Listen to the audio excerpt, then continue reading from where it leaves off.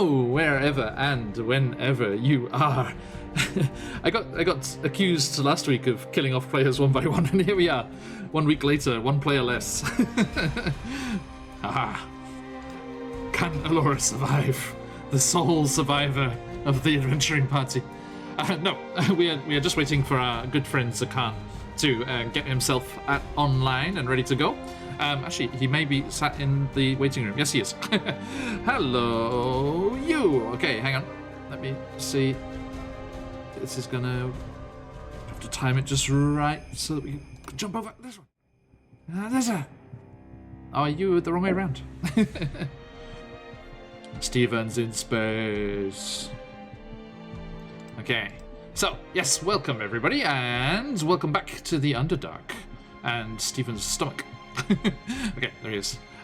Sorry, but folks, just bear with me 2 seconds while I quickly shunt these two players around, as they are in the opposite spots. Hang on a second. Give me that editor, please. Thank you. Okay, so, hello, Steven. How are you? Hey, Kaz. Hope you're doing well. I hope that picture is going well. Very excited to see it. And I hope you've had a great day. So I'm just fussing with cameras a moment here. So enjoy the epic music while we wait. I turn it down a bit because it was kind of noisy. Okay, where are you? Steven, there we go. Awesome, awesome. Isn't it, Kaz? Yeah, here, let me do the shout out for you here. Hang on. Out of the Abyss art. A guy called Saladman or Ryutoshi over on Instagram. Really, really beautiful stuff. Welcome, everybody, and good to have you here. We are just getting our cameras in the right spots. And transition. Boom. There we go. All sorted. Now we can settle down and enjoy our lovely little jaunt through the Underdark. You know, this popular tourist spot. All of the Faerunian love to take a little trip into the gloom and terror of the beneath places. Now, a massive hello and thank you to my players joining us once more for this continued journey in search of their friends. 2 friends are gone, disappeared. Where have they got to? We shall find out soon, we hope. But before we say a proper hello to them, let me say a proper hello to you. Thank you, everyone, for joining us already. Kaz, cheers, Kaz, no worries, mate. And Charlie there, lurking as well. I hope you're having a good time in Avernus. And everyone else that's along for the ride, thank you. It's always a pleasure to have you here. We are Phoenix Iwaki. We play lots of D&D throughout the weeks. Not so much at the moment, actually. A bit of a dry patch at the moment as we're between campaigns, but not for long. There is a campaign starting tomorrow. There is a campaign starting next week. There is a campaign starting next month. So do stick around and jump in at the ground level and do not miss out on those new adventures kicking off very, very soon. But more about that later. Now, another massive thank you to those in the VOD squad as well. It's always a pleasure to have you along with us for our adventures whenever you are able. Thank you so much. And, of course, I would be remiss to not go and say a massive thank you to those wonderful folks down under, the fabulous people at Sirenscape. Do give them a free trial over at sirenscape.com and you can get fantastic music and sound effects in your games. They just released the mega pack for the entirety of Dungeon of the Mad Mage, and they are releasing new things all the time. They have new sound sets out for The Wild Beyond the Witchlight. They have other things as well, not just D&D. There is Call of Cthulhu, Pathfinder, board games, sci-fi stuff, all kinds of things. Do head on over there, give them a free trial, and if you fall in love with them, you can become a Super Siren subscriber and have access to all of that stuff for as long as you want. Be you around the table in the same room or with your players scattered across the globe like we are today here in New Zealand, Japan, and the US. a small bunch, but very, very far apart. We've got the time zones covered. All right, so speaking of sounds, music, and the like, I would also love to say a massive thank you to those wonderful people over at YouTube's Dark Fantasy Studio, Travis Savoy and Epic Journey. I can't talk. Do head on over to any of our VODs on YouTube. Let me give you a link to find out where those are. Also a link for Twitter in there as well if you want to get some news and keep up with what's going on over on Phoenix Iwaki. All of the info on the VODs has the links for those fine people and their fine channels. And you too can have this lovely music in your game. Now, that said, let us remind ourselves just what was going on last week. And let me change the music to do that. You remember this, Sam? Now, I may have been slightly influenced by certain things in the cultural zeitgeist at the moment. As we were playing last week, had a little kind of bridge session as we were without a couple of players and slightly waylaid in our travels trying to find the Myconid settlement of Neverlight Grove.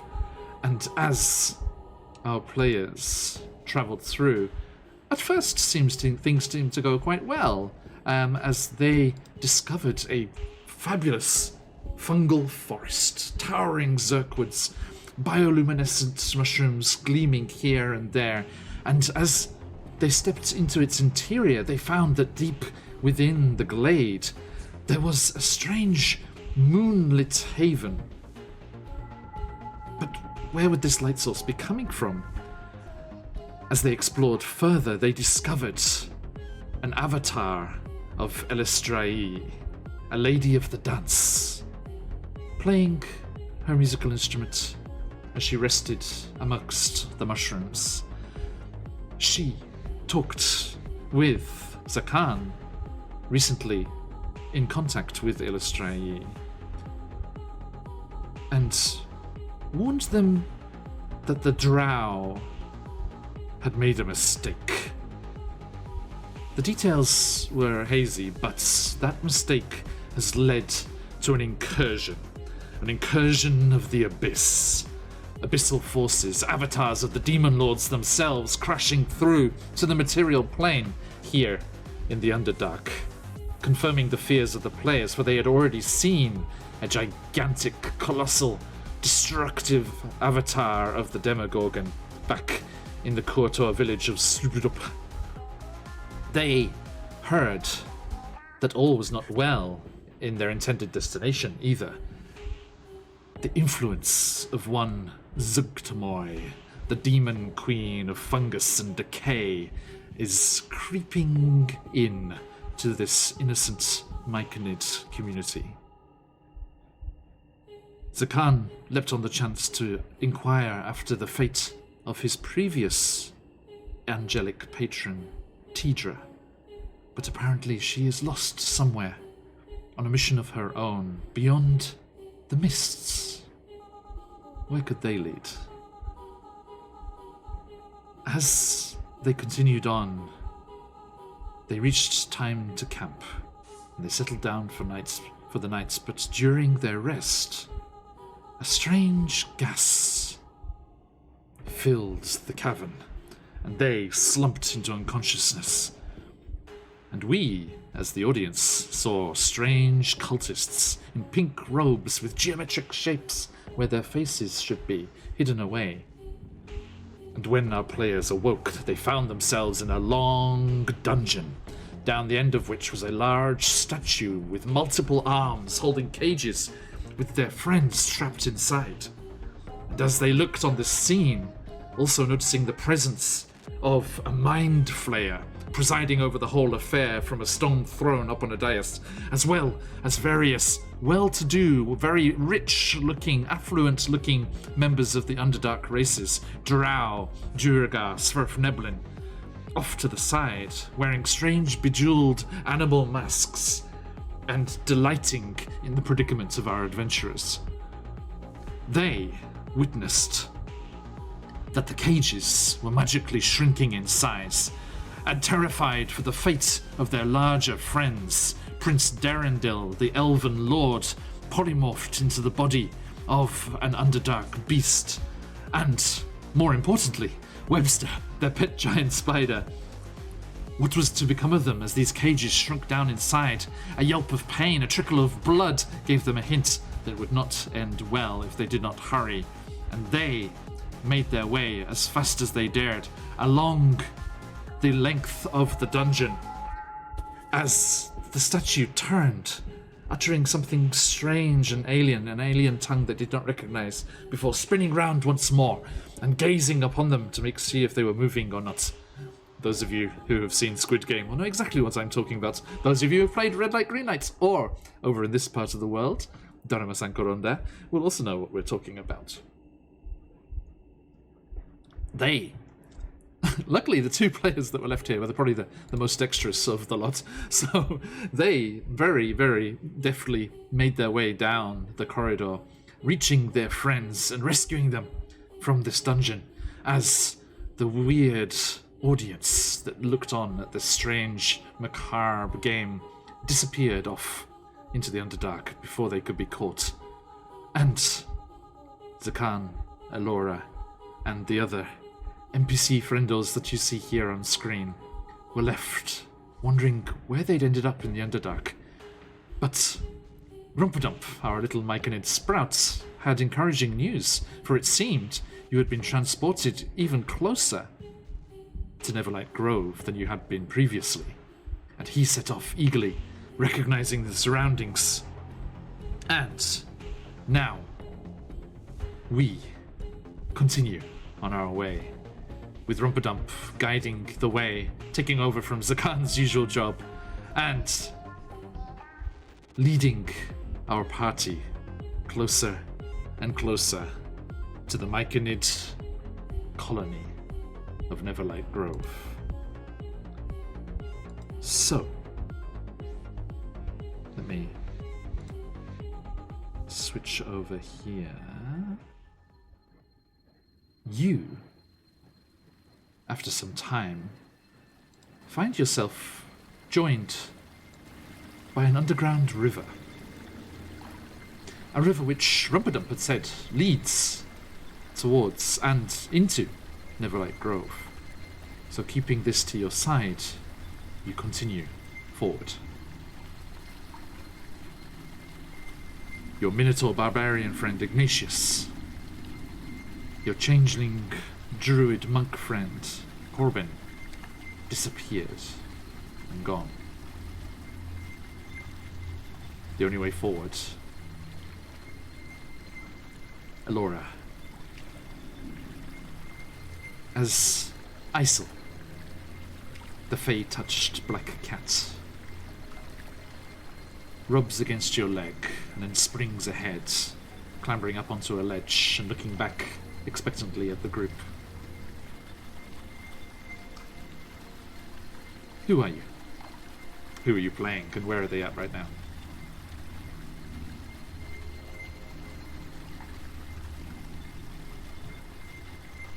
Sam?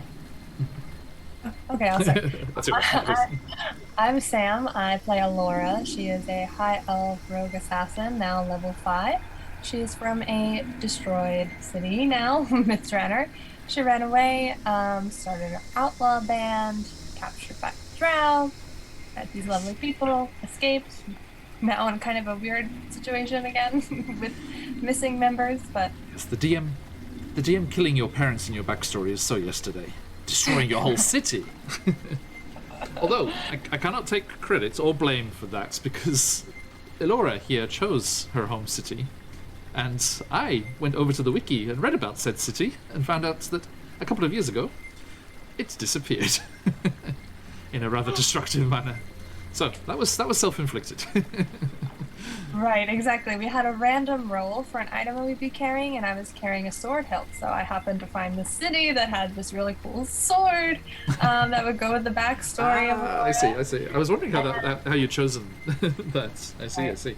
Nice. And it seems I didn't read far ahead enough, but it's good. It's good for the story. It's good for the yeah, it's been great. It's been great. And said sword hilt has been reunited with its blade. Dawnbringer is whole once more, and Elora, dual-wielding magic swords, prowls through the Underdark. To her side, making sure, looking back over their shoulder, making sure that everyone is okay and still with them.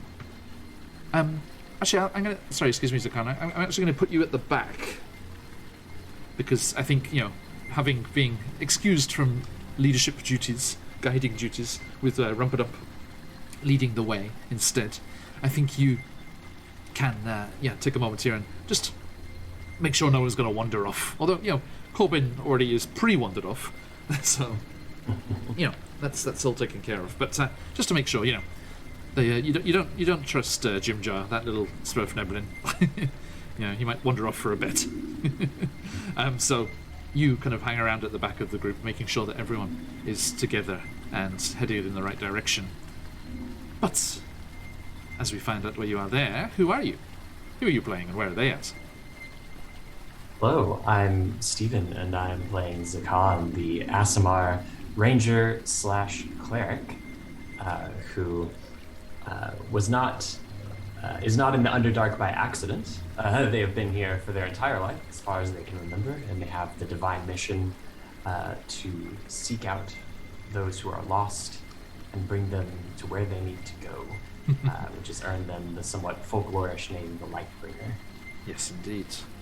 When you ended up with this entire group of NPCs, did Zakan kind of like ka-ching to himself? Zakan only gets paid in divine blessings. Yes. All right. Thank you. So, is there anything you would like to discuss amongst yourselves and with the group or with Rumpadump before you arrive?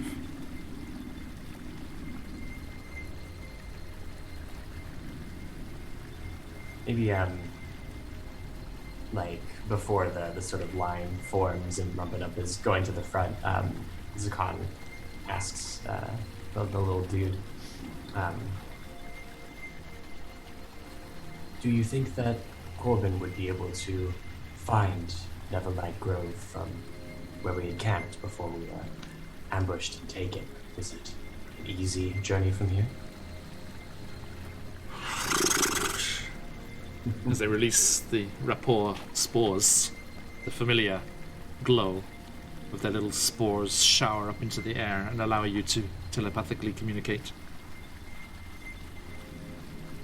If follow streams, arrive, Neverlight.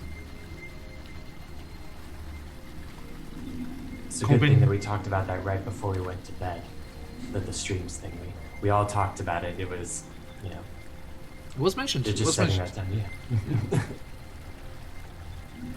Corbin. Unpredictable. But good head on shoulders.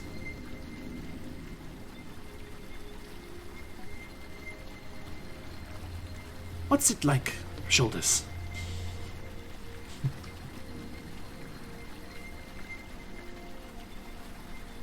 Rumpadump very unsuccessfully tries to shrug. just jumps his whole body. The more things move on your body, the more things can, become painful and wear down and get injured. So, old man Zakan. They all are handy for carrying things. The thing with a big pack. Okay.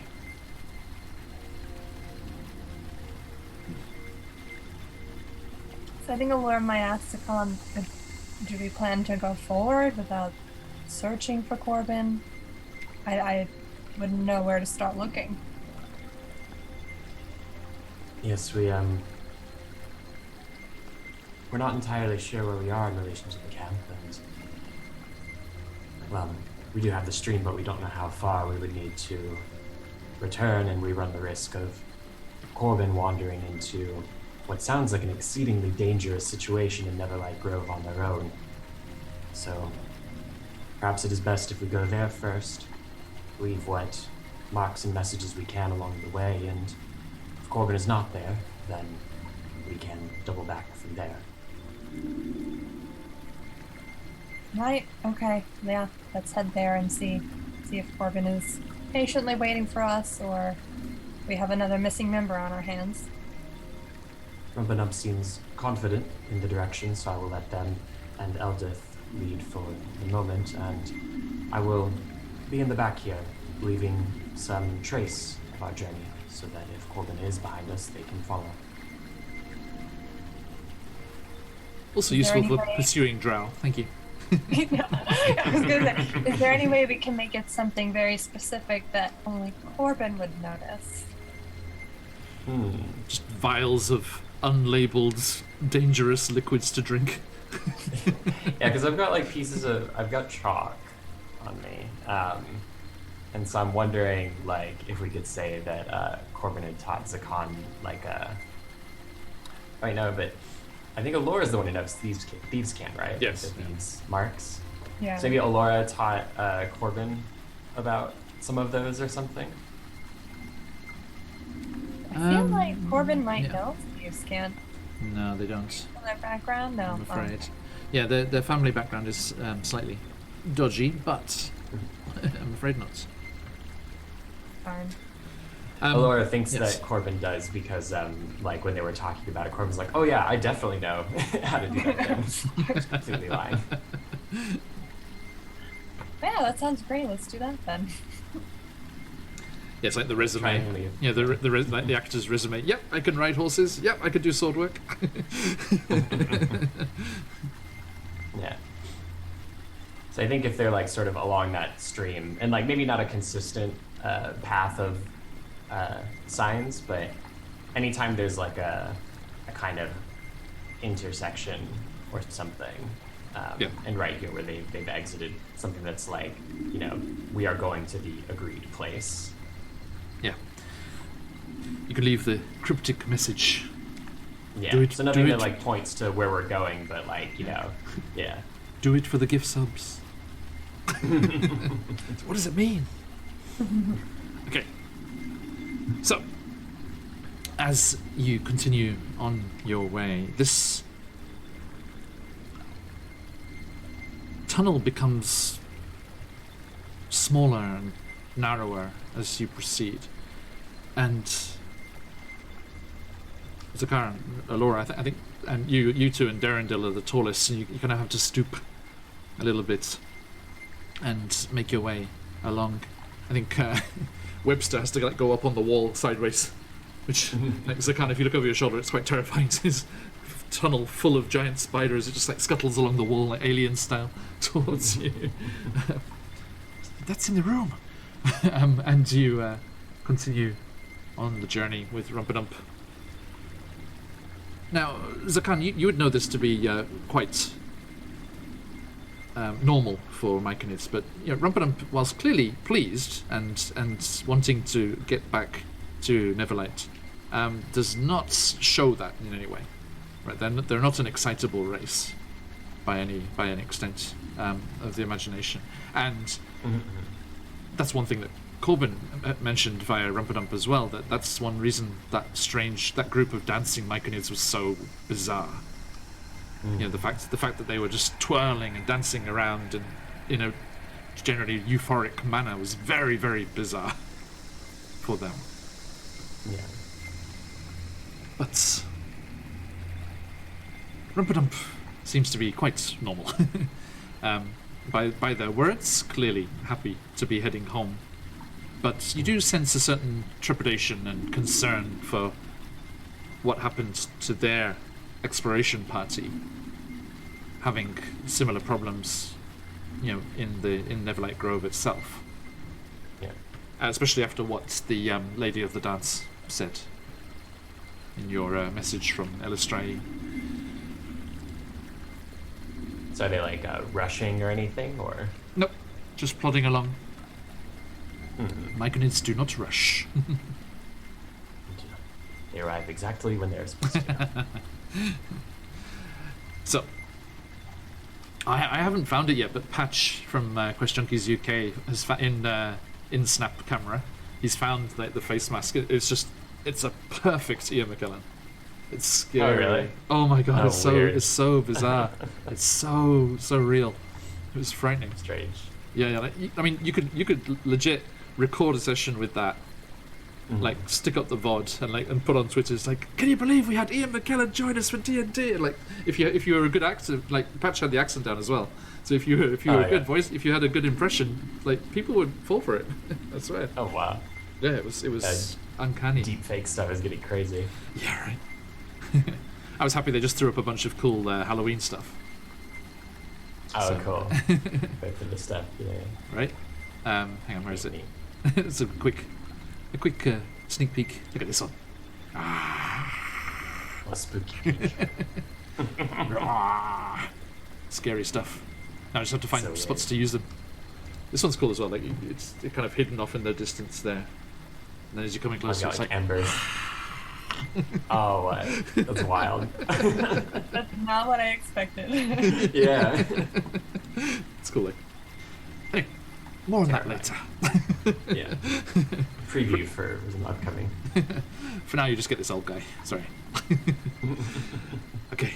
Ooh, I had a fright earlier this morning. Like our friends over at Play Nerd Allies, their DM put out a tweet and revealing that he's 42.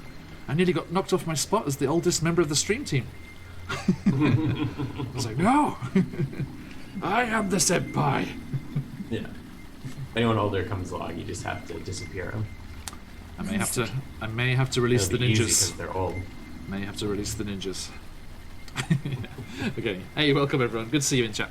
Nice. Thank you for joining us today. We are here in the Underdark, about to arrive in the Myconid settlements of Neverlight Grove. Speaking of which, I shall stop chatting about other things and do that thing. Now, this underground stream seems to be kind of almost petering out and drying up as you get closer to Neverlight Grove. It gets smaller and smaller. There's just a little trickle of the original river, just kind of gurgling and lapping along amongst the stones in the bottom of the riverbed, which makes it a little easier because you would have had to wade, because the riverbed is now the entire tunnel. So it stopped you having to wade through the water to get down here, which is a blessing, I suppose. But there is light as well for your friends that have a lack of dark vision. There is a lichen up on the walls and ceiling, which just glows ever so slightly. And as you continue, Rumpadump turns and faces you all, with the tunnel seeming to open up behind them. Welcome, Neverlight Grove. And he turns and just pip-pop, just totters off in front of you, and you slowly follow, cautiously, as a hidden, enchanted place. Vast, a huge cavern stretching out to the right, left, and up above. Just gigantic space, filled with a strangely alien but serenely beautiful scene.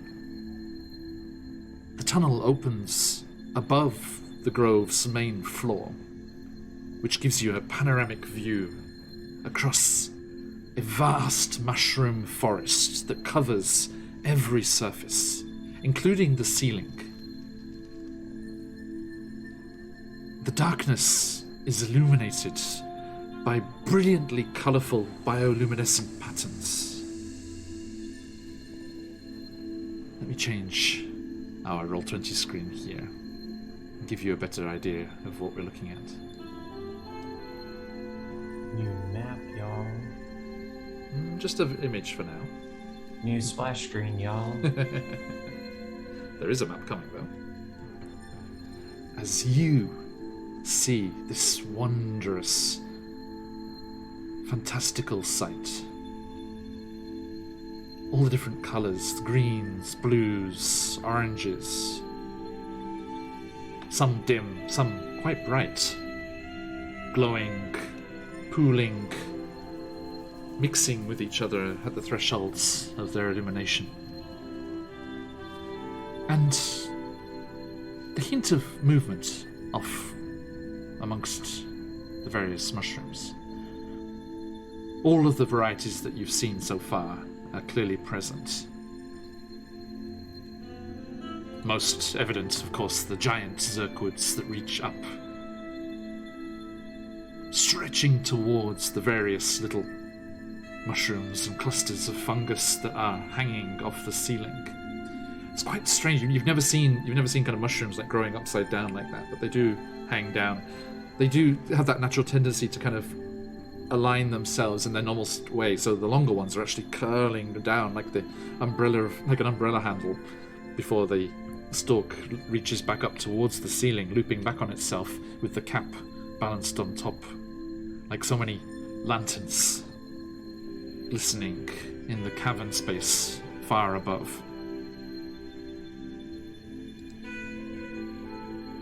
Way in the distance, in this lit cavern, across the other side of this exotic forest, the space narrows into a ravine.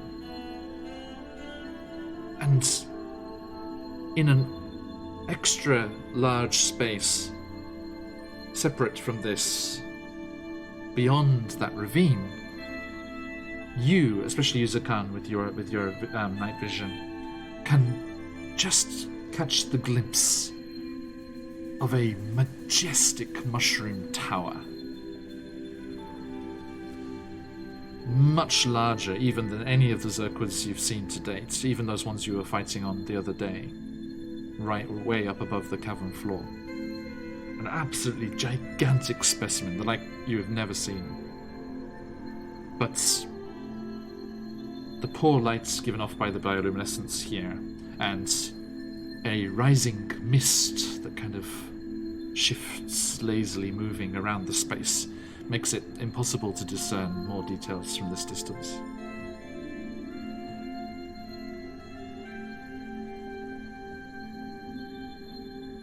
Rumpadump has stopped. Is just observing the scene, drinking it all in, as they are home after you're not sure how long they were off exploring. But again, no whoop of elation, no rush to meet their family or whatever passes for that in Myconid society. They're just appreciating, observing. Maybe some of that trepidation, some of those nerves keeping them from taking that next step. Please, the scene is yours.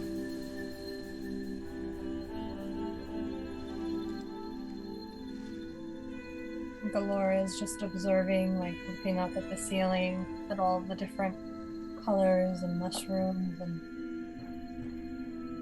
just kind of lets out a sigh and goes, I can't remember the last time I saw something this beautiful. Esmeralda comes up beside you. It's wondrous. It's nothing like this in our little cave, huh? Think we can take some samples? Maybe we can take up mushroom gardening. Bring a little bit of the Underdark back up with us. I think we should ask very nicely before we touch anything, though, eh? Sorry, sticky fingers. Bad habits die hard. Maybe it's a blessing Corbin's not here. Very true. I do wish Corbin was here. Aye. Kind of looks worried and taps her foot a little bit. Do you think she'll come with us when we leave? She'd no, be good to have in the Green Dagger.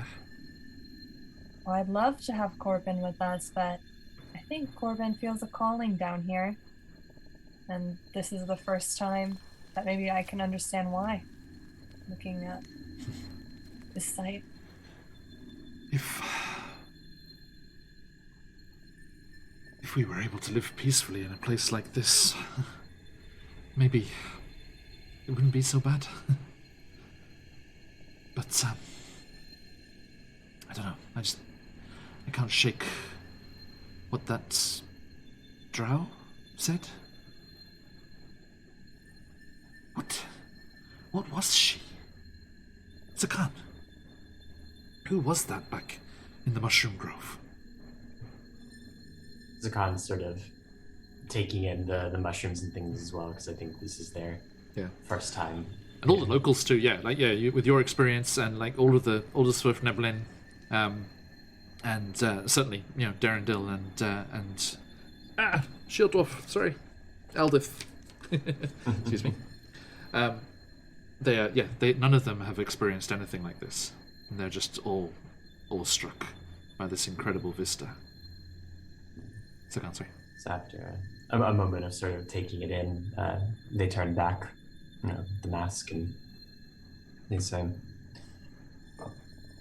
they called themselves a Lady of the Dance, servant of the Drow god Alistrai, who, if my intuition is correct, and in matters of the divine, I should say I'm the most experienced here, they are a very rare, good presence down here.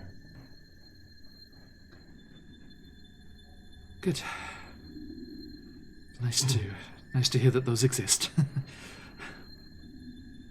But I believe they were mortal once. Such things do happen. Really?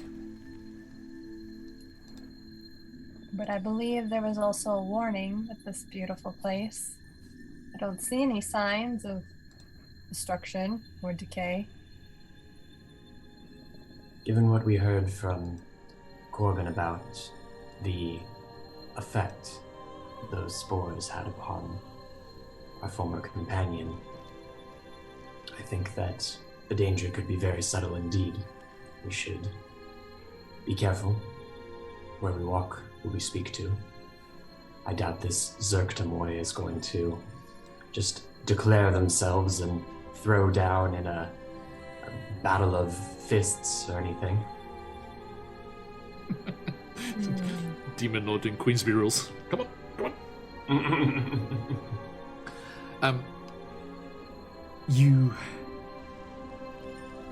hear Rumpadum's voice in your mind, which is strange because since those report spores a while ago, it's been a long time, more than they usually last, and the voice is fainter, but clearly audible, and they haven't shaken loose a new bunch. And as you stop and kind of focus closer at hand instead of this incredible scene before you, you do see in the air and throughout this entire cavern, much less concentrated, but there are here and there, just wafting gently through the air, the same spores that the Myconids use to rapport with each other. And it seems that communication is not going to be a problem, as it seems there is a constant state of rapport throughout this cavern. Rumpadump turns. We arrived. Must greet one of sovereigns. And Zakan, you take pause at that, because they said one of sovereigns, kind of hinting that there's more than one. And you know for a fact from your time here and your knowledge of the Underdark, Myconids usually don't have more than one sovereign. It's usually just a single colony with a single sovereign ruling over it. Are there multiple colonies here in Neverlight Grove, Rumpadump? They pause and kind of like look up to the right, kind of like just tilt their body. Once?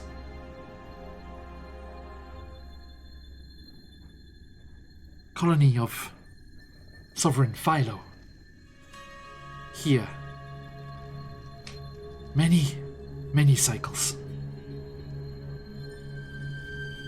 Later. Small group of Sovereign Basidia arrived. Agreed to share Sovereign. 2 sovereigns. Now, one colony. I see.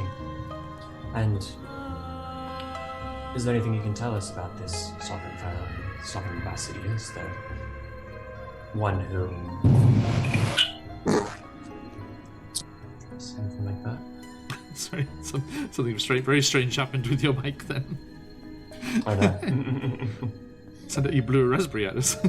Yeah. What did you say? Just the last sentence. Is there one that you prefer, or one that's more dangerous? No. Both sovereigns work for colony. Share duties. Any important taboos or things that we should avoid doing or saying within Neverlight Grove or in the presence of the sovereigns? We are all quite new to this. Taboos? Bad things that could make them angry. Don't eat mushrooms. Some of them smaller sprouts. They nod and then they turn to the group at large in like one of these. Corbin's not here, but still, you know. They all get themselves into trouble. Jim's just like reaching for the nearest one. He's like, He's like snaps his hand back. Yeah, alright, I get it. Wait, You would need random cheese that you found lying around in the town, so... Sorry, Laura? Rumpedum, how do you protect your home? How have Drow and other colonies not invaded yet? It's such a beautiful place. I don't know how you've kept it all intact thus far.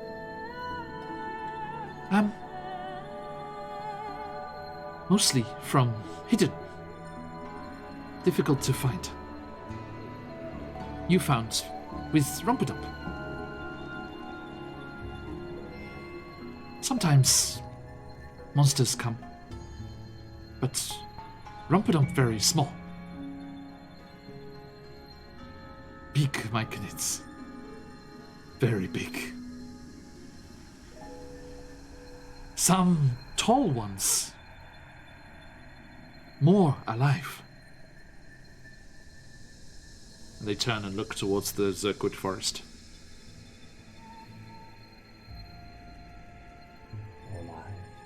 More. Interesting. Laura's searching the trees, looking for some giant talking mushroom with arms.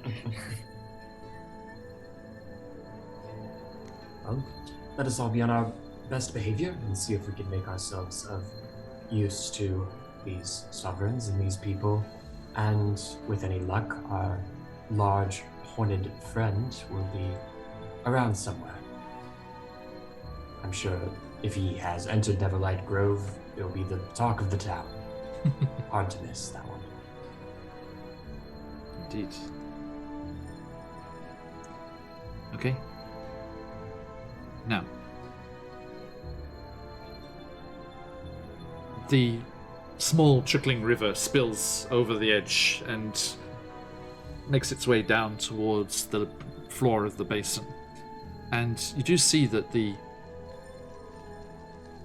majority of the cavern, whilst separated by various terraces and pools and things, does create quite a marshy kind of ground in the bottom of the cavern. Just perfect for mushrooms. And myconids alike. And as I said before, there's just mushrooms and fungi and mold everywhere. All over, just this swirling colours and patterns. But who has the better passive perception? Is it Zakan? Yeah. Zakan, right on the edge of hearing, you do make out singing.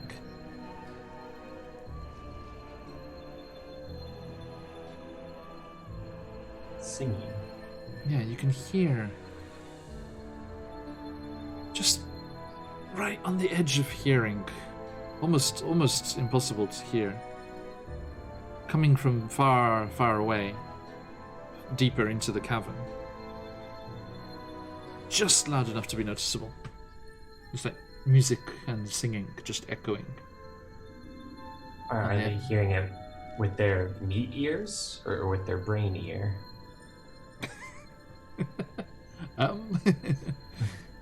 You think physically, yeah. It's in the space.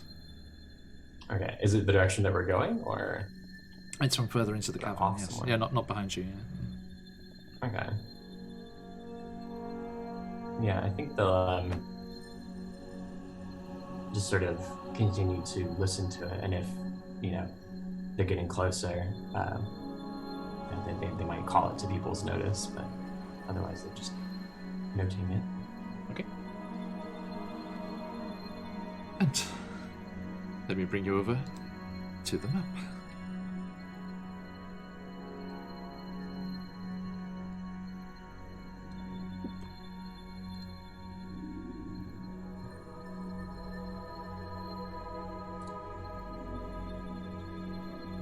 Zoom in for you folks. So here you are. You can move down to the end of that tunnel there.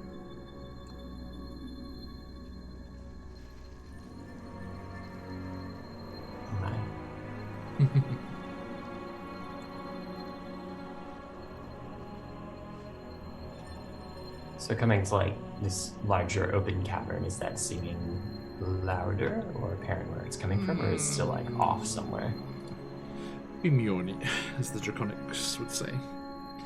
Tiny bit, but no, nothing, not particularly. Yeah, so it's not here, but it's somewhere deeper. It seems to be, yeah. Yeah.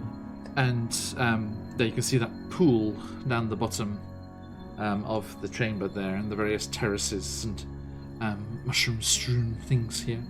For the sake of visibility, we don't have all the mushrooms and everything on this, but they are still towering around you, like that first picture that we saw. Oh, I know what I can do. I can change our background here on the overlay. I think. For some reason, I cannot move my token. Just a moment, please. His legs don't work anymore. No. I'm gonna take a rest right here. You guys go ahead. Just sits down like when you take a dog on a walk that's too long. You're just giving it. Okay, it's on Alora. And I do not know why. I mean, yeah, you have control of the character, and the token is tied to the character, so it should be fine.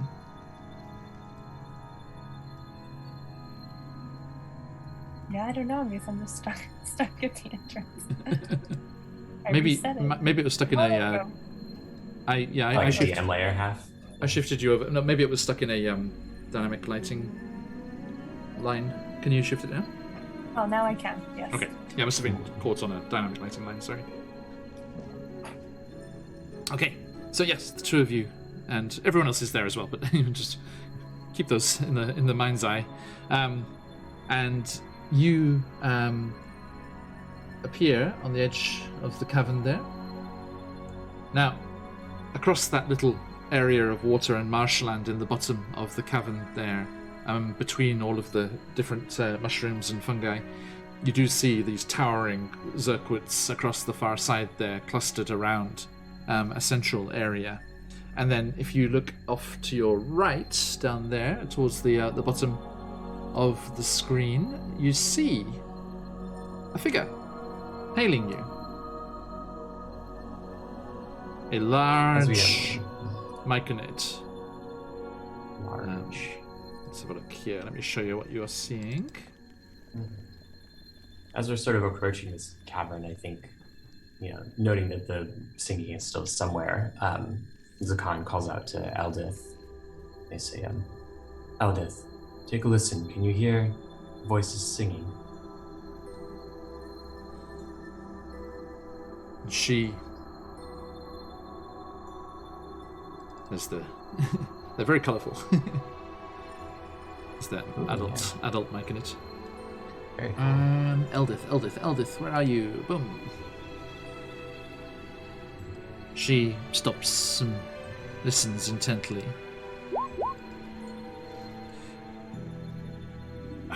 No? What are you talking about?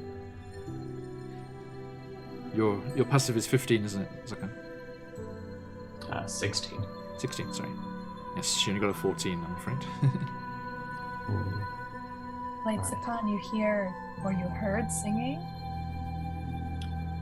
Yes, and if Eldith can't hear it, that's somewhat concerning. Can you hear it, Alora? No, I can't hear a thing. Give me a perception check. As you're told about it, and try to make it out. Oh, okay. Well, my passive is 11, but if I do... Put your ears forward. And that's a 5. Zakan's going mad. Senility is creeping in, apparently. Wait, do we need to check you for some sort of scores as well? Yes, if he starts dancing around in a circle, Yeah. say your goodbyes. As I have already said, I am not a dancer, so should I start singing and dancing? I think that's a fair sign that something unnatural is happening. Yes. But playing a musical instrument, totally natural. Got it. Yes. That's not singing, that's different. So, this large, colourful, vaguely humanoid mushroom person down the bottom end of the marsh there on the south end of the cavern is raising up a large kind of, organic arm, for want of a better word, and hailing you. So shuffle along behind Rummadel. Mm-hmm. And they just like, plump, plump, down. Those videos of like little corgis or those kind of dogs just like frumping down the stairs. Down to the bottom there. Hey, welcome, Gilletized and Lazy. Double. Welcome. Good to see you. Yes, we have arrived, the Myconid colony of Neverlight Grove. Good to see you both. I just realized I have my mushroom jacket on. Hey! Hey, you do. Perfect. I appreciate your commitment to the Totally immersion. unconscious. Surrounded by mushrooms. Okay. And yes. Inspiration for the duration of the session. No. And you do walk on down that end of things. And you can see these terraces here, much like the Asian rice terraces, are cultivated and clearly looked after. And here, as you make your way into the space, it doesn't, we can't really express it properly on the map, but as you make your way down there, surrounding you, pale cream and beige stalks grow thick and tall, resembling a surface world forest, much like the Green Dagger made their home, Elora. Fungi grow in profusion everywhere, and it's hard to find anything resembling a path between them. The giant caps of zirquid mushrooms obscure your view of the cavern's ceiling, but luminescent fungi there give off a shimmering aura. With each step taken on the soggy ground, a rank sense of organic decay rises around you. But not in an unnatural way, as you would expect from such a proliferation of organic material. It's earthy. Very much so. And Alora, I think for you and Esmeralda, it makes you fairly homesick for the smell of the loam of the forest, but without any of the fresh sense of the leaves or pine needles or the like. Just, just that composty kind of, natural decay. And it seems like the whole surface of the bottom of the cavern here is just covered with decaying and old organic material. And you squelch through, not in the water here, walking along its edge, but even the ground here is just like very sodden soil. And your feet sink into it, and you very quickly find your footwear drenched and soaked through. That's the worst, when your socks get wet. Hey, Hans, good to see you, mate. Happy lurking. Hey, a small myconid named Hans Newby peeks around a Zirkwood stalk before disappearing off into the forest. And the large myconid is also lumbering towards you, and you meet where the token is there if you want to shift along. Rumpadump moves ahead of you, and the large myconid goes down to one knee and just lowers his head, and Rumpadump, this new myconid, just touch foreheads. Again, for want of a better word. I was going to use human anatomy to give you a general idea of which part of the body they're using. And yeah, they kind of touch foreheads and seem to commune. And you do see a small cloud of rapport spores, over and above what's naturally in the cave between them. And you hear, thanks to the pervading spores in the air, a large rumbling voice. Welcome home. And Rumpadum's little voice. Back.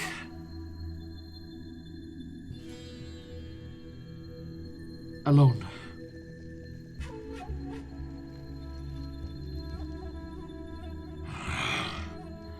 Later.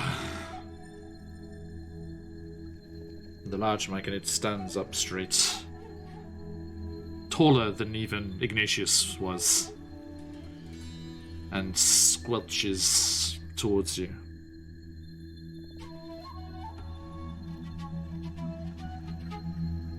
Welcome. Fleshlings.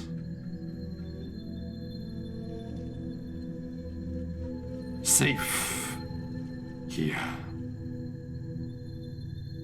Welcome.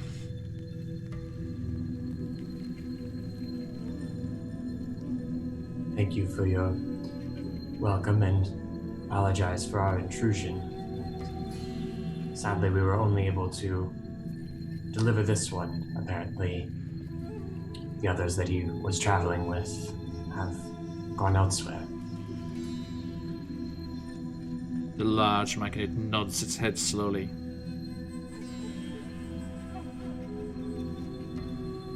Our thanks.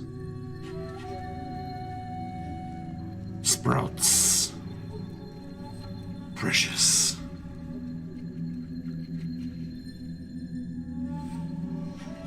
There's a moment of silence for Stool.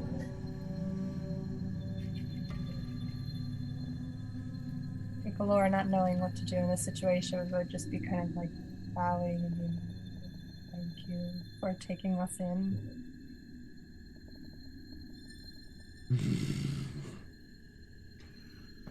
Luba Moop.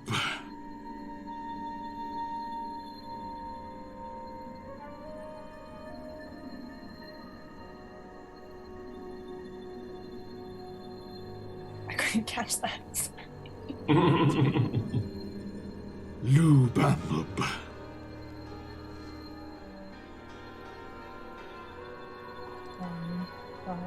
Okay. That's a good chat. Good practice for diplomatic relations. Speak common, will ya?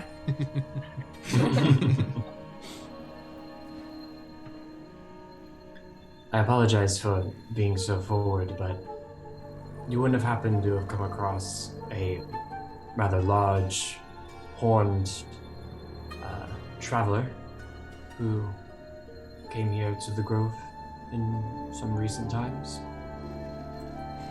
seeking some of our own lost. Many visitors. Recent.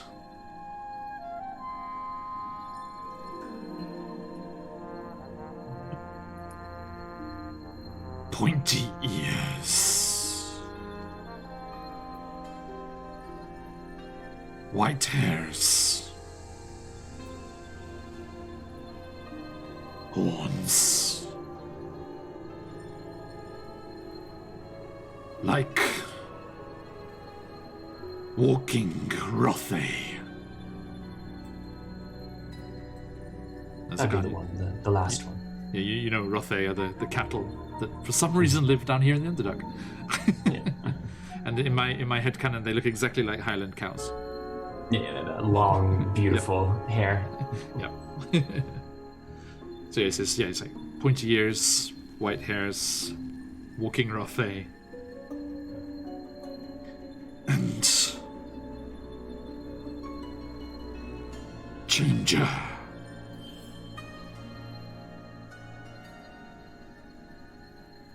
And Like red and purple.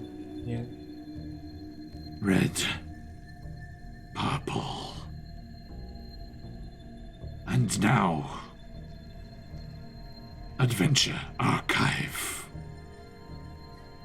Raiders. How you doing, guys? Hope you had a great session. Welcome. Hey, Cyrus. When you get a lot of tourists, it can feel like being raided, yes. Right, Jason.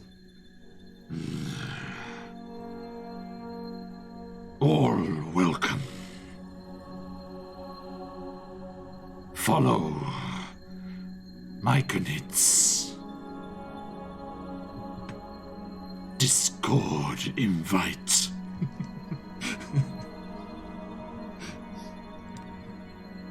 Build up some rapport on the Discord. Many rapports on Discord. Such a strange name. It's like, let's bring everyone It'll together. come up later in his backstory. Everyone communicates. But this Mike and Midgard, he's a streamer. Yeah. He does Rocket League on the weekends. No, it's like one of those like simple living, like back to the lands like streamers. It's like, you know, organic. Oh, one of those. Yeah. Organic farming and stuff. Yeah. Yeah, as you leave him later on, you're just going to hear him off in the distance. He just like turns, he raises his hand up holding some strange glowing device. He's like, "What up, fam?" Very good. Yeah, sorry. Welcome, Raiders. Well. Thank you. I shall resume immersion. Unless there are other Minotaurs who happen to wander into Neverlight Grove and other changelings with red and purple hair, I think it's safe to say that our companions are somewhere here.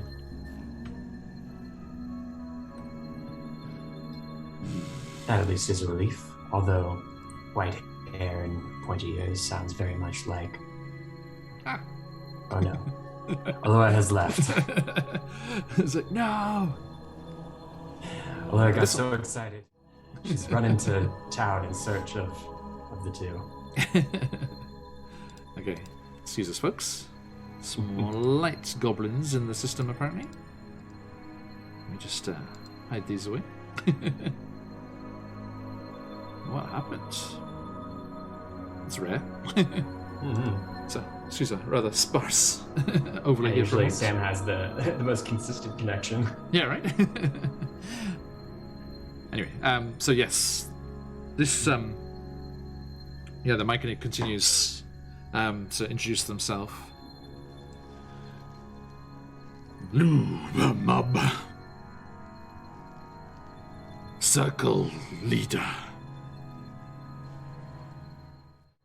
Lubamab, it's a pleasure to meet you. And they return the gesture, sort of mimicking it, and they say, I am Zakan.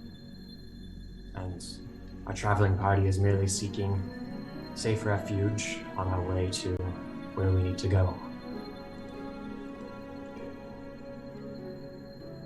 Refuge. Here.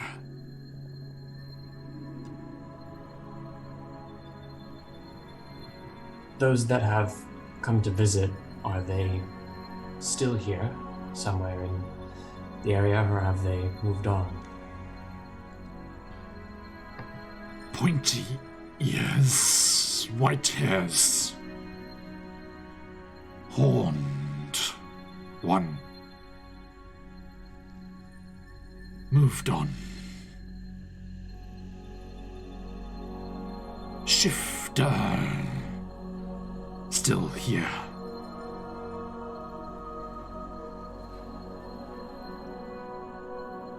That at least is good to know.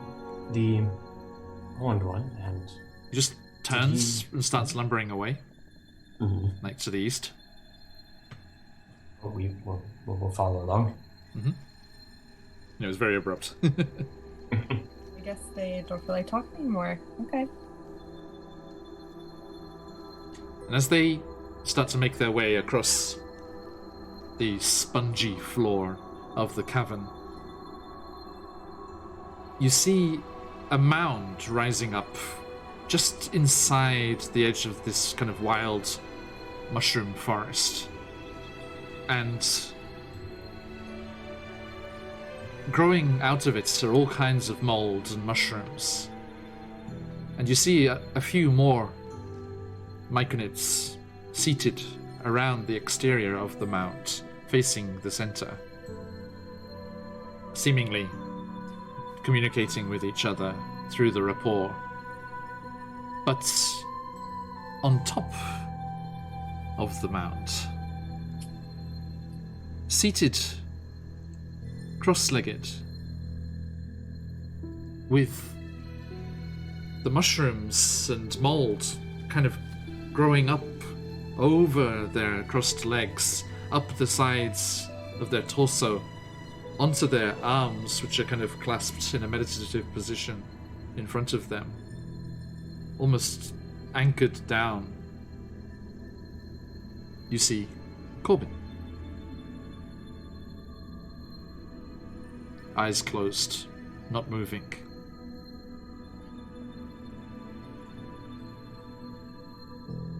Lubamup turns and raises an arm. Shifter. That's the one, yes. I think Alora is gonna call out and be like, Corbin! Cannot hear.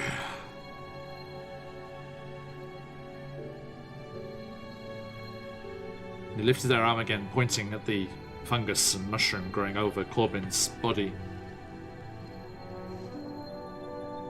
Growing.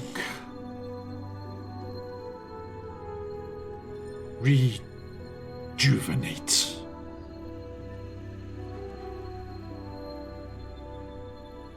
Were they injured when they arrived?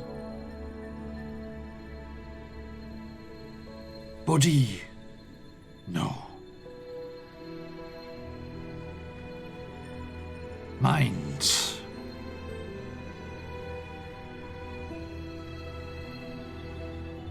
Distant.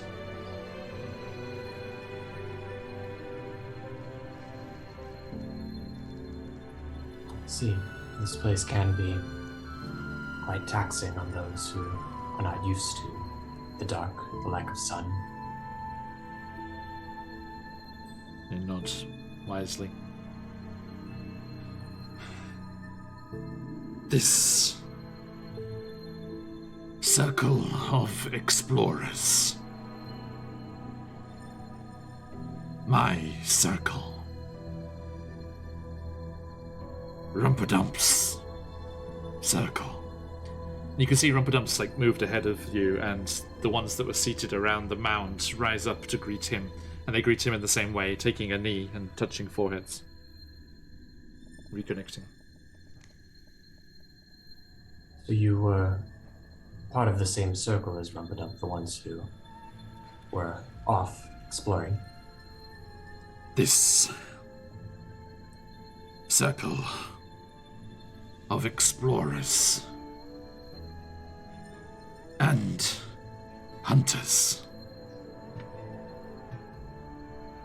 Did Corbin tell you of their fate, then? Corbin? The shifter gesture to Corbin. Shifter. Corbin. Distant. No rapport. We'll have to talk about manners when encountering a new culture for the first time, but we'll save that for when they wake back up. Do you want to know what became of the explorers that were traveling with Rumpadump? It is not positive news. Please teach. We were not there, but from what we heard from Corbin, they had been infected with some kind of dancing musical spore that caused them to hear things that weren't there and caused them to be excited and full of energy, but also to avoid anything else. And, well, apparently they summoned some kind of movement or a door to somewhere, and they disappeared. And what happened after that is a mystery. I assume it's not something that your people can normally do. We do not disappear.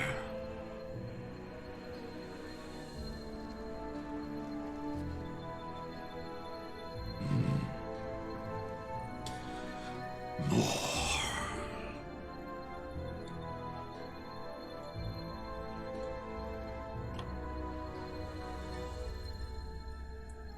Has there been any changes in the Grove? Anything that is changing how people act, or any new areas that have opened up, new creatures that are wandering in, anything like that, aside from the apparently never-ending stream of foot traffic?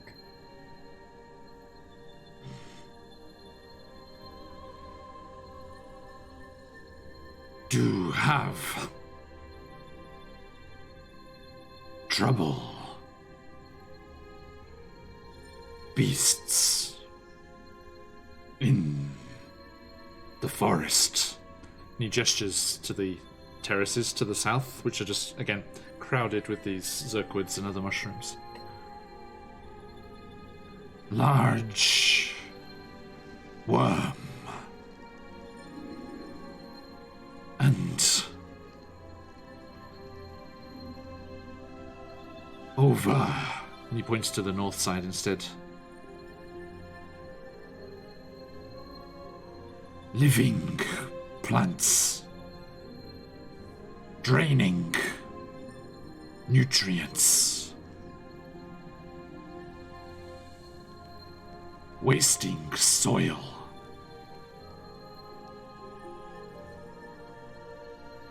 You destroy.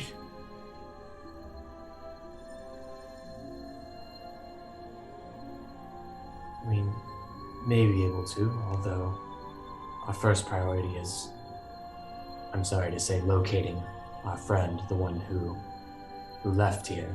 Do you know what direction he went in? The large one with the Rothe-esque appearance and horns.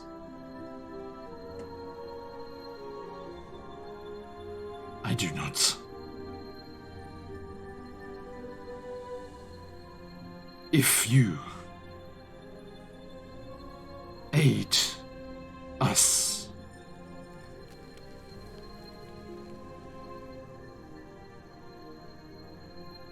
Basidia. Help more.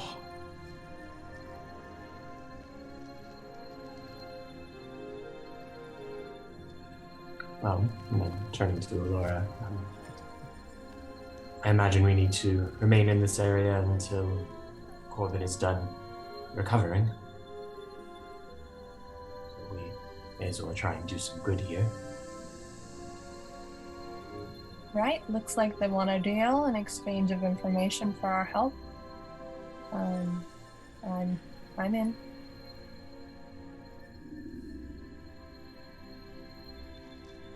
Okay. Now, the hunter here mentioned two. There's this great worm and then this plant creature. Which do you fancy? I think Allura was thinking maybe the north side living plants sounds similar to what we were warned of. What do you think? Yes, the life being drained out of the soil, and it does seem like what the lady at the dance wanted us to look into. Okay. So I don't know about you, but I'm not very confident in my combat skills against a giant worm. This one is already very large, and if he's calling something giant, then that's probably very big. Compared to earthworms, maybe. Not quite sure of his frame of reference. I do worry about disease, though. My sword can heal some things once, but I don't think our potions would be able to help us in this scenario. Lubamu picks up on that. Basidia.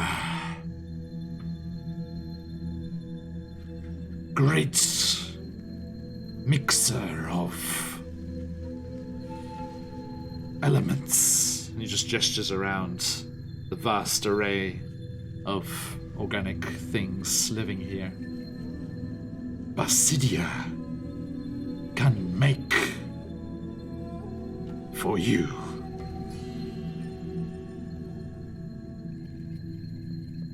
It seems like a good payment to start and to protect our lives from whatever terrible evil plants are out there.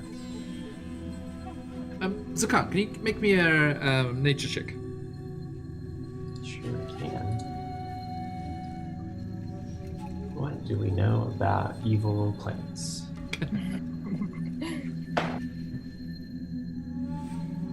We don't know about evil plants. That's a natural one. Oh, let them fly, folks, if you got them. Bad luck. Actually, no, I was going to say, I was wondering how much more you knew about Myconids, but I guess it'll have to be a on-the-job learning process. Yeah, I was kind of like, we've been figuring it out in scenes and stuff, but I think Zakan like has basically no experience with Myconids. Like, yeah. I get the feeling that they sort of keep to themselves anyway. Like they hide from danger, and their whole thing is hidden, and they're not in the sort of spirit of wandering. And also, they're at home down here, so like they don't necessarily need to be guided around. Yeah, totally. Yeah. Okay. No. Well, the large Myconid Lubamub leads you. He's asking you to come and just dispose of these problems with him, not for him. And Lubamub, do you know the term tank?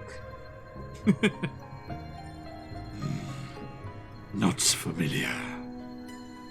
Someone very big who can fight well and protect those of us with frailer old bodies. DPS. Yes, someone who can do that. Although we do have, a damage dealer, but primarily someone to stand in front of us. Yeah, I think Zakan, as you kind of make your way around the swamp there, you kind of like take him to one side and say, just don't deal the finishing blow. she loses her shit. Anyway, what you guys talking about over there? You have to engage with the enemy So in order to provide sneak attack. Just hearing your mind. Nothing.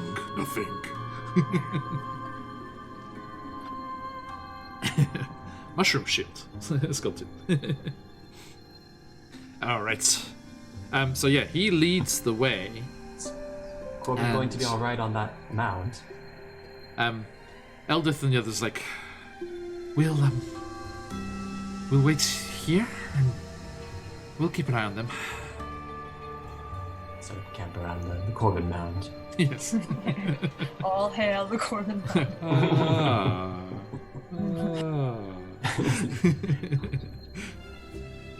Okay, now Lubamoob starts to galumph his way around the shores Squicks. of the swamp area. Oh, we're going this way, okay. Yeah. I think if there are trees here, Laura's kind of feeling in her element, kind of hiding, from one tree to another, trying to stay hidden just because it's a habit. Yes. Let us extradite things a little bit and make yourselves over there. Shoop. I should do the same for chat. There you go, chat.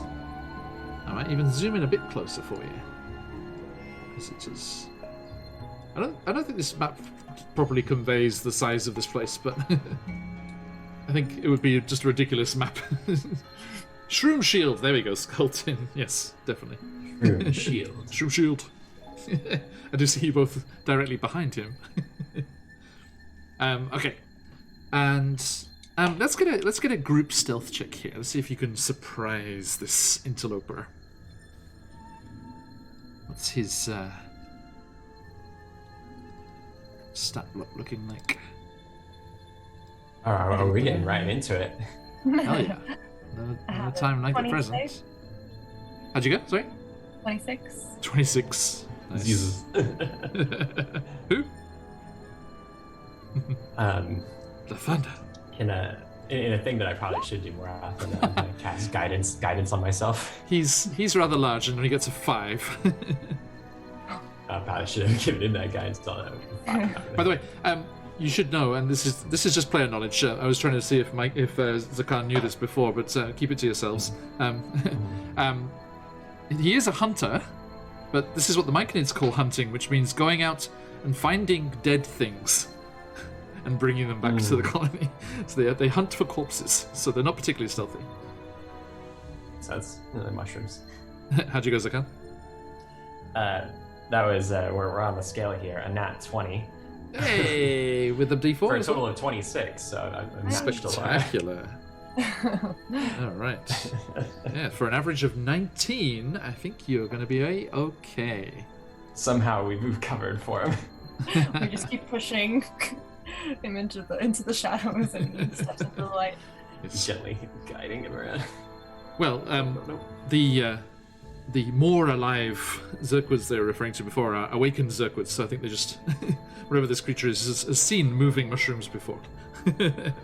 Just assumes this is another one of those. I guess it works out because they've seen Myconids moving around all the time, right? So it's probably just waiting. It's going to try and attack this one Myconid, but it does not spot the two of you. So I will give you two a surprise round, but not Lumbamoop. As this creature, as he's stalking forward in his best, doing his best stealth, trying his hardest, but not doing very well at all. Squelching and splashing along the edge of the swamp there. You see a large section of the kind of mulch and just foliage and plant matter on the floor of the cavern just shift, kind of undulate almost. And as Lumbamoop moves closer, readying himself, it just rises up. And as players, you may be aware, but I think Zakan and Elora would not know what this is. You are confronted by a shambling mound. Let me give you a little glimpse here, or a proper glimpse here, I should say. Oh man, that's still very large, and I thought we were doing more reconnaissance, but... There you go. Rawr. Do ignore the adventurer disappearing into the depths of the Shambling Mound. No need to worry about that. Sure, that won't be Zakan in the near future at all. And you are slipping, stealthily behind Lumbamoop, and are able to keep hidden for this opening here. But, my friends, we need some initiative. Okay. I think as the Khan is lamenting, going right into combat, like in a low whisper, they're pulling out their bow. Oops. Let's,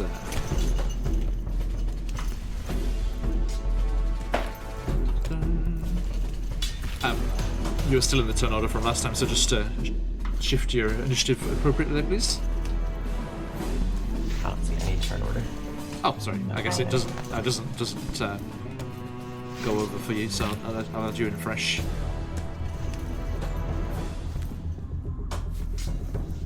There you go. Is that working now, yeah? Yes. Hey, Ranger Harley, how you doing? Not slow initiative spell unless you're casting on the Shambling Mound. That's okay. Whose side are you on, Ranger? Ranger! Ranger. Okay. Let's do this. I think I can get you all in the shot nicely. Yes. Okay. So yeah, as Lumbamoop stumbles and clumsily kind of crashes forward, this thing, as I said, rises up to meet the attackers. And sorry, zoom in on my screen a bit as well. Get a better view here. And the Shambling Mound gets a whopping 18, pretty fast. Not bad for a -1. I guess that's its element of surprise, such as it is. You were ready for it, but it manages to move quite fast, faster than you expected. Okay. Oh no! Don't go away, you. Sorry, I've got an annoying person in chat. See you. Oh no. Yeah, that hasn't happened for ages. My phone and my pad are dead, so I haven't been in chat. Yourself, ghost. Okay. Sorry, I can't delete. I don't have to delete the comments. Have you got mod stuff, Stephen? No. Oh, sorry. Yeah. Wish I got no mods kicking around at the moment. Oh well. I was like, recently they've changed it on Twitch, so when someone comments in chat for the first time ever, it points them out as a first time, commenter. It was like, first time chat from viewer. And I was like, oh. You know what? I am not too fussed about becoming famous, to be honest. And I do not want to buy any followers, thank you very much. So, I guess we probably should get the players mod stuff, since we do kind of watch chat. Yeah, right. Hang on, let me try and get rid of this, folks. Cheers, lazy. Bear with me, folks. 2 seconds when I get rid of this unwanted visitor. The rest of you are very welcome to stay. It is a pleasure. And that's annoying, because that means something's changed, because somebody gave us a nifty little bit of code, which one of our mods put in place for us, and has completely... Cheers, lazy. Has completely got rid of the problem of spam until today. Curses. The sculpting chin casts extended shrink on the shambling mount. You wish, sculpting. I'm afraid. Tiny mound. Yes. Let sculpting do what they want. Shambling pot plant. Just boot it into the swamp. Yeah, right. I didn't have the back room stuff open when they posted in chat, so I can't. You think I, of all people, would have the ability to delete that? Why? Why you not let me delete? For you. Yeet it into the pond. Absolutely. Exactly. Ban. Ways of Visual. I already did ban them. How do I delete this one comment? Is it this? No? A report. Unblock.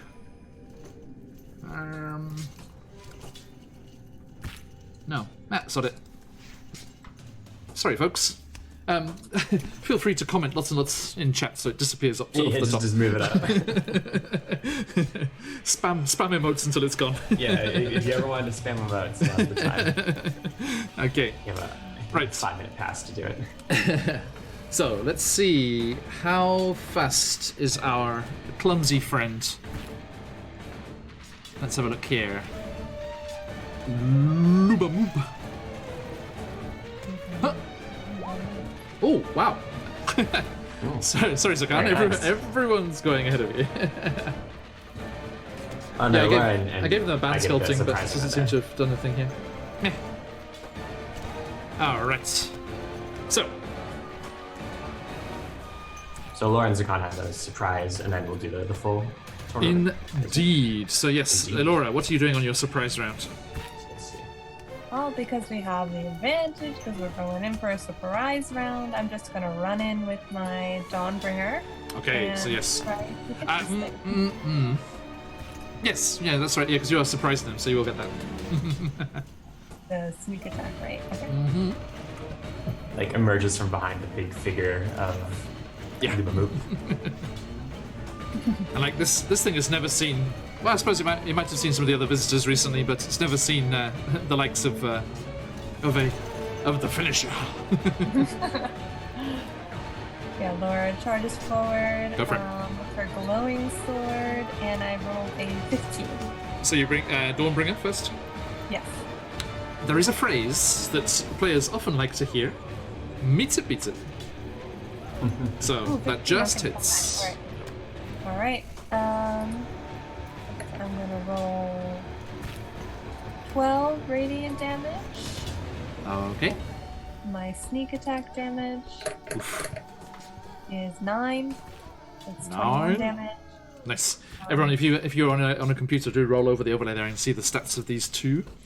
3 actually. I thought Corbin was going to be joining us, so I put Corbin's in there as well today.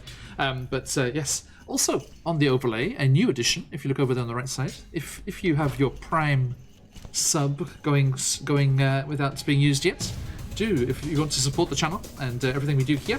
All goes straight back into the channel and keeping the lights on and get everything going, and all these players happy. Yeah, you can sub with Prime. I believe the little widget we've added this time, you can just click on it and it will do it automatically for you, which is nice. Okay, so that was a total of how much damage? 21 damage. Nice. And I think just because Laura doesn't know this enemy, instead of using my bonus action for 2-weapon fighting, I'm going to try and hide among the trees. Is that an option? You are in contact with it now, so it would get an attack of opportunity.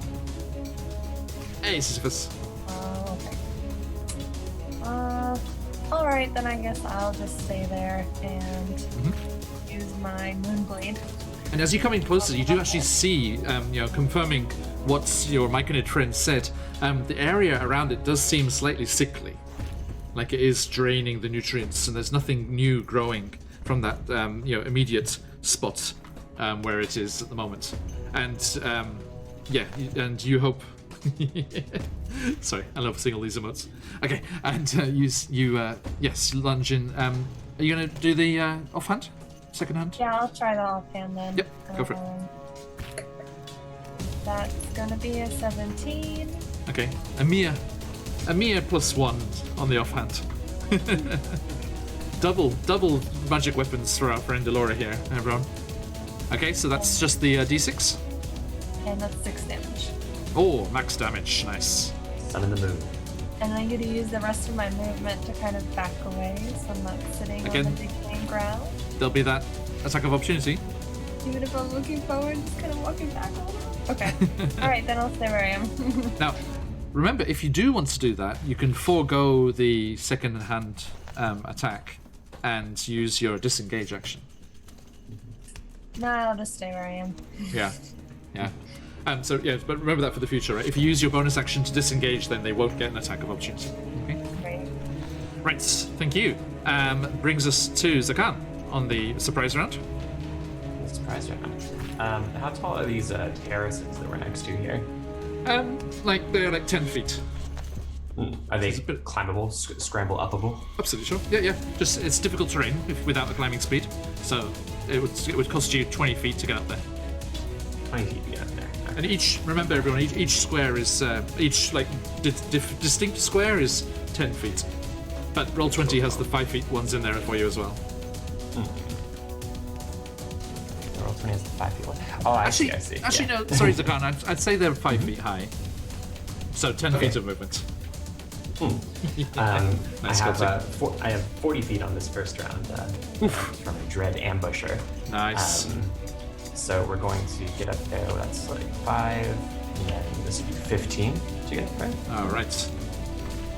And then. So everyone's showing off the emotes in chat. So I'm gonna show us here sculpting. These are our emotes here. Oh. Very colourful. All right. I think this works out okay. Counting them out. Good job, everyone. Thank you. The bot is gone. Nice Consumed by the shambling mound of emotes. I really love all the grass type Pokemon ones. This is very they were great. very appropriate. Yeah. Good for the Myconid colony as well. Speaking of consume, we have a new campaign for Critical Role starting tomorrow. Oh, Very nuts. Yeah. Campaign 3 kicking off, and I'm so glad it wasn't the same day as we kick off our new Barovia and Beyond campaign. We will clash with them in the future, but thank God the opening session is not the same day. It would be kind of a disappointment to watch Critical Role after watching this great stream, but everyone try to enjoy it nevertheless. You're too kind. Okay, so yes, how'd you go? So up there, and we're going to fire the longbow, which was drawn out during the complaining about going into combat. I will warn you, if you get too far away, there will be a little bit of cover for the creature because of all of the intervening flora. Gotcha. Is this okay here? I mean, you can shoot them, but they just get a little bonus to their AC. Okay. Yeah. Well, we'll see how it goes. Yeah. Half cover. We might crawl closer if we need to. Half cover, and vice versa. Yeah, but Zakan's gotten beat to shit a couple times recently, and their bones aren't made for it. It feels like we're being raided by dreaded GM. There are so many emotes flying all over the place.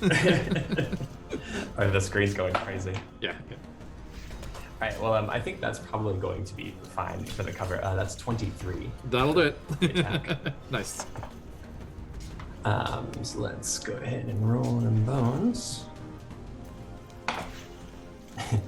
It's low on the damage dice, so that's 3 damage. I'm going to go ahead and mark it as a favored foe, piercing. Okay. And it's a favored foe? Favored foe, so we'll add an extra 3 on there, so 6 total for that shot. Okay. Then some Dread Ambusher. Let's see, what can we put? Favored foe. Let's put a little heart mark. Because it's Zakan's favorite. Yeah. There we go. So then the second bow attack for this first round here. All right. Time that can do that. So another thwang of the bow, less good on that one. That's only going to be 8. Yes, I'm afraid it gets rather obstructed by one of the Zerkwood trunks in between. Just let's say next to Elora's head. For effect. Just right. Hey! But now she knows where Zakan's up there. Yes. Didn't just run away. Noted. Okay, which brings us back to the top of the round, the first proper round. Elora. Okay, yeah, so I'm going to go ahead in with my Dawnbringer once again. Ranger Harley is side-eyeing the ranger, apparently, Zakan. You're being side-eyed. Okay. Have at it. 23. That'll do it. And then damage for 7. Okay, look. And then for my bonus action, yeah, I'm gonna disengage, and then I guess later I'll try and hide. So let's see how that goes. Notice. So yeah, you disengage and move to where? You move up onto the terrace there to break line of sight, and then give me a stealth check.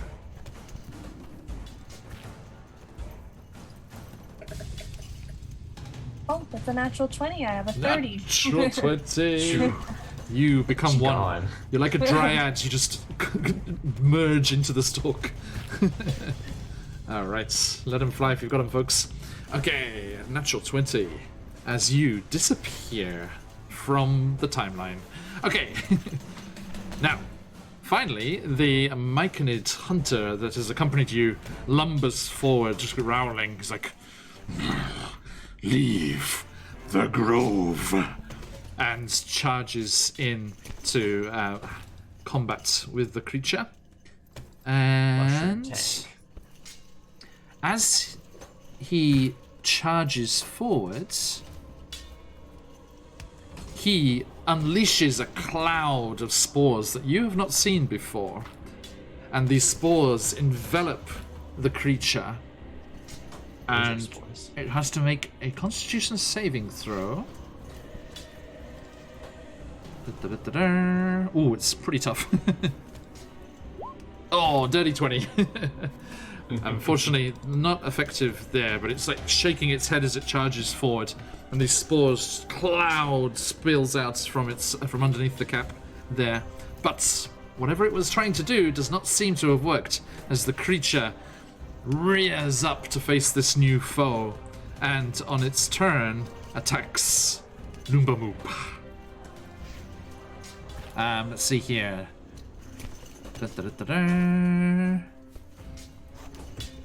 All right. So yes, a slam attack. What is Lumbamoop's AC?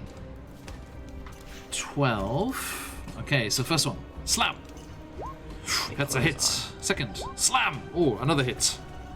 For 16 bludgeoning and 7 bludgeoning. A total of 23 bludgeoning. How's Lumbamoop doing? He has 22 hit points. So Lumbamoop's like, just starts shaking his head, and the spores come out, hoping to pacify this creature. And as he does so, the creature just these large kind of like, vine and organic masses of matter just erupt out in this punching motion. And Elora, from your hiding spot, you just kind of like awkward, as you just see this these protuberance just punches through Lumbamoop's stalk, for want of a better word, and he just goes limp. And because he is a named NPC, we do like to give them death saving throws. So he is he is down and unconscious, but not dead and gone immediately. So put that on him there. Immediately taken out of the fight. I was like, there's only 2 of you. I should send one of the NPCs with them. Only 22. Oh no. He absorbed some damage, so. Right. And then I think the creature... Yeah, the creature's going to clamber up towards you, Zakan, because you're not hiding, are you? No, not particularly. It was just right. Putting some distance. Yeah. Still unable to see you, Elora, but it comes right next to you. Yeah, we get that cool kind of like not yet, Ranger, not yet. And we get that cool. Actually, hang on. No, because it's if hang on. Let me double check that. If both attacks hit, yeah. So yeah, actually, as in the picture there, as it starts to kind of shift and kind of undulate and move, like a shifting mass of organic matter up the terrace towards you, Zakan. You see those, that protuberance that had punched through Lumbamoop wraps around his Myconid form and just drags him within the creature.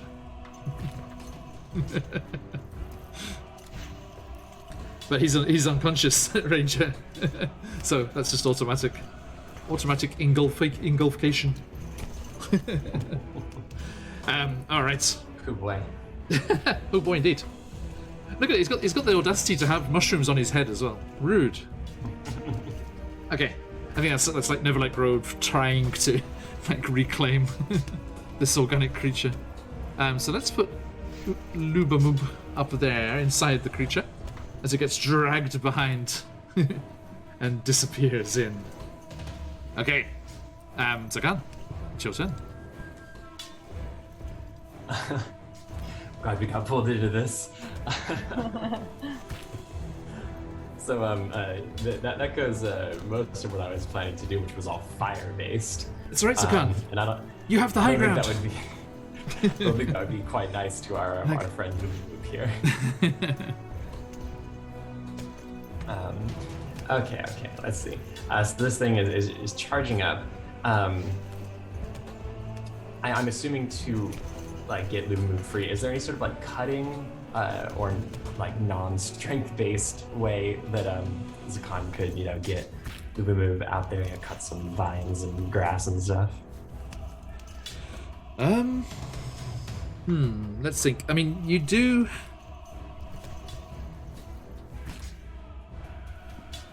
You do think that you could attempt to cut him out. You think if you cause enough damage, it would cut Lubamub out. But you think from the look of this thing, like all the vines and thick tendrils that make this thing up, you think you could attack it safely.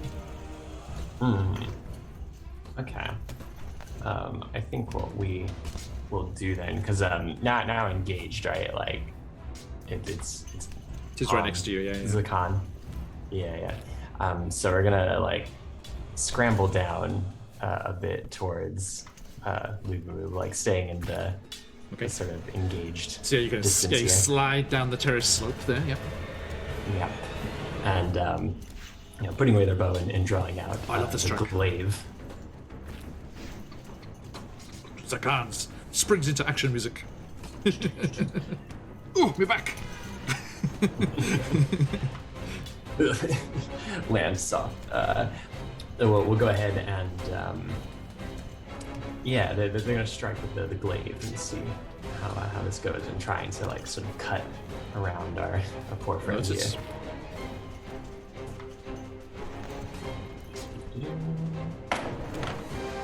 That's pretty good. That's going to be a 15. A 15 hits. Nice. Let's roll on that favored foe.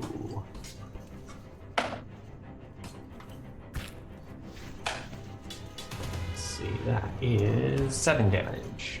Okay. Slashing, right? Slashing for that.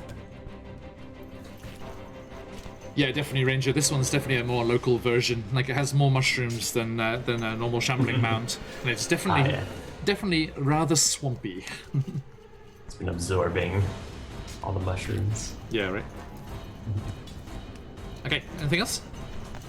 Nope, just that. Okay. Somewhere out there, amidst the forest, lurks the finisher. Oh yes, it has no idea where Laura is. Nope. So, Laura, you could move without an attack of opportunity because it is not aware that you're there. Right. Is Moomba free or still in the clutches? No, he's inside the creature. He's being completely engulfed by it. Still inside there? Okay. Then yeah, I guess I'm better off attacking it than trying to free them or give them a potion. That probably wouldn't be possible anyway. So I'm gonna run in with Dawnbringer from my hidden position. Okay. 16. Okay, so you're with surprise, so you have an advantage on the attack. Yeah, I think the second one, 23 total, but Nice. yeah, that's the thing. And so damage is gonna be a 14 radiant damage with my glowing holy sword. Noted. Okay. And then sneak attack damage is 14. 14. Okay. It is looking slightly ragged. So it is now bloodied. And Which means it's half or lower. alright, Is it so for my bonus action then I'm gonna do the Moonblade on my offhand. Okay. And that's a 6. I That's don't a get to roll miss, that I'm with afraid. advantage. It's already been seen, right? Okay. Yeah, I'm afraid so. Okay. Thank you. Lubamoob would, on their turn, try to escape, but they are unconscious, so they cannot. So we skip their turn, which means at the start of the Shambling Mound's turn, poor Lubamoob has to make a Constitution saving throw. DC 14. Come on, Lubamoob. Do it. 3! Oh, Okay. no. Now, damage at this point is an automatic critical, so that makes 2... Actually, I need to do the death saving throw, don't I? Let me roll this in chat for complete accountability here. Lubamoob had his move first. Yep, so on his turn, he got a 17, so that was a success. Okay. But he but just he's got down 2. damaged by this, so that's 2 failures. So hang on, that's 1 success, 2 failures. So it's a bit small in chat here. I can't zoom in any closer, I'm afraid. This map is quite large.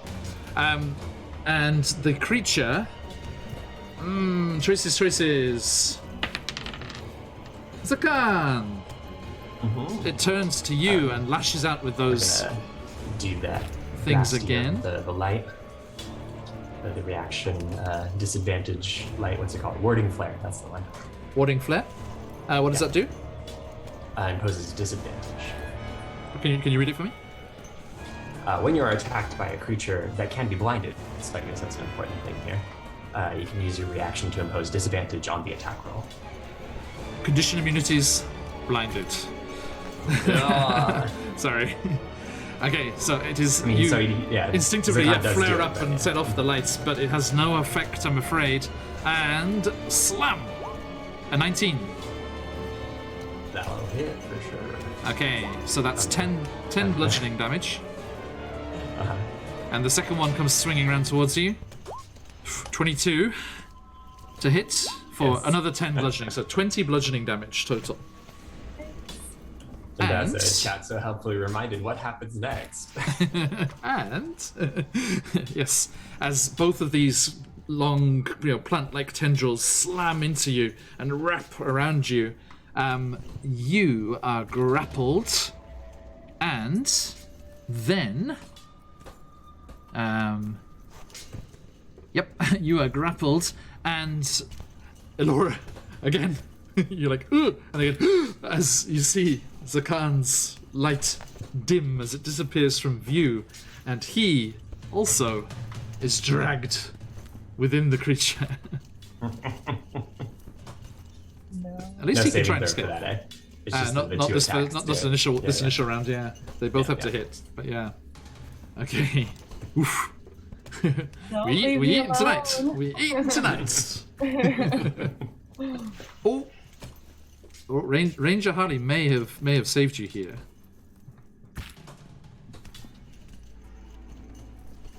Ranger Yes. Harley with the knowledge. Thank you, Ranger Harley. A ranger indeed. Yes, the mound can have only one creature engulfed at a time. Safe. You are not engulfed. But I will say you are grappled. Okay, Yeah, you are grappled by the creature. seems fair. Okay. Thank you, Ranger Honey. And yes, don't worry about saying stuff like that in chat. That is very welcome. Thank you so much. We do have so many things to keep track of, so helpful viewers are helpful. Okay. Zakan, you are grappled, Yeah. which means you can attack if you want to stay grappled. So, could we say, and let me know if you'd allow me to do this, Please. as the creature was like, it's grappled and it is like trying to, find space in its plant belly for Zakan. If it perhaps opened a bit, would our friend Ludmuk be visible or within touch range? The Myconid? Yeah. There is an amount of damage that will allow access to them on the interior that I have predetermined. But at the moment, no, you cannot see them at all, I'm afraid. Okay, so not visible for like a healing word. Afraid so. Okay. Let's see.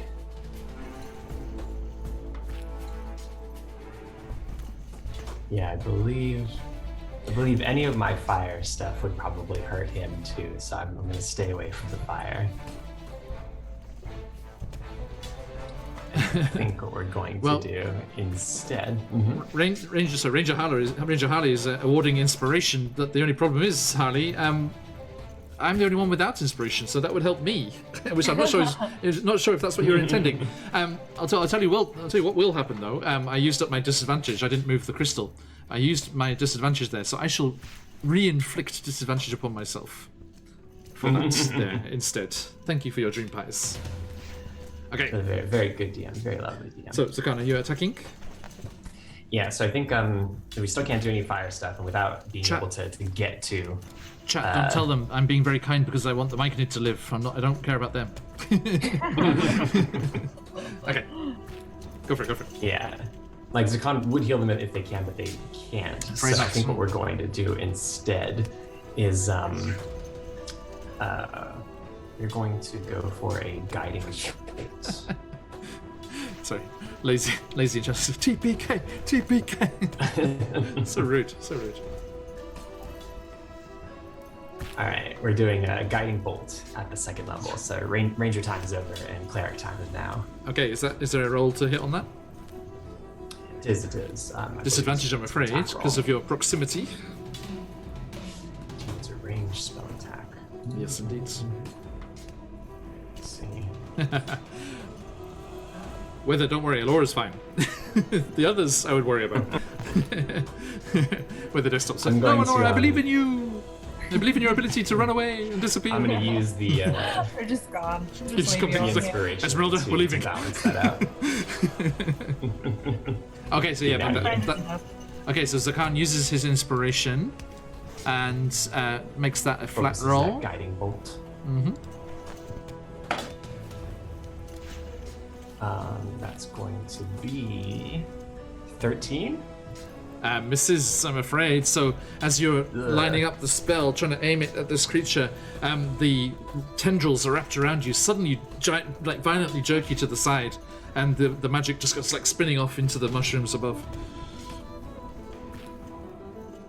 I don't think there's anything else I can do. I suppose I can heal myself as a bonus action. Yeah, I'm gonna do. Oh no, you can't do 2 spells in a round, if I recall. So afraid not. Won't No. do anything. Yeah. If the main spell has a casting time of a bonus action, you can cast a cantrip. I see. Gotcha. Oh, well, thank you. That Weather was a big desktop. boy spell. Weather desktop gives your advantage, your inspiration back there, Zakan. Oh, thank you. Thanks so much. Okay, Wonderful. and that brings us to Elora's turn. Not hiding, but with an ally. Right. Oh, but There's hang not on. much- Hang on. They are grappled. That might be okay Still engaged. because you can still distract them. I think if you were restrained, you wouldn't attacking. be able to. Features. The way I see it is like if someone is actively Yeah. attacking, then it splits Yeah. their focus. If there's another enemy of the target within 5 feet that isn't incapacitated yet, Capacity, yeah. so Yep. you're good. All right. Stab. So, You also have inspiration, Laura. all right. Yeah. Let's use that. Okay, so attack Inspiration. Dawnbringer Okay. with advantage. So I If you right click on it, you can get advantage rolls, eh?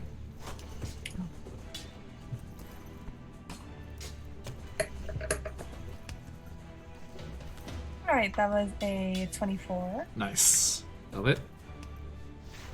So damage with sneak attack.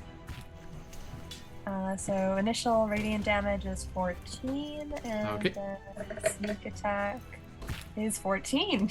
Nice, massive. That's a massive hit. Okay, so yeah, you cut through, and the light of Dawnbringer shines out from between the vines and the very vegetation of this creature, and a massive cut on that. But it is still moving and slowly twisting and constricting on the unfortunate myconid within. Whose turn it is?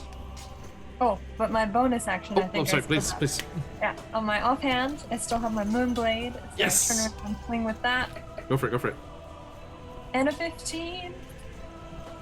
A 15 just hits. And that's So the 5 D6? damage. Nice. Okay. Thank you. So, yep, you cut into the creature and, again, grievously wound it. Now, Lubamoob's turn. I have to make a death saving throw. I'm going to do it in chat again for you. Don't die. I think only a 20 would save him. And I think let's make this our finishing for tonight, because for today, because it is time, and Stephen, you have to get gone, don't you? So, to finish the session, if Lubamoob fails this roll, everyone, they will be dead and gone. If they succeed, they will still have to survive the Constitution roll on the creature's turn, which will be a nice way to open next week. If they get a natural 20, then they will be back to consciousness.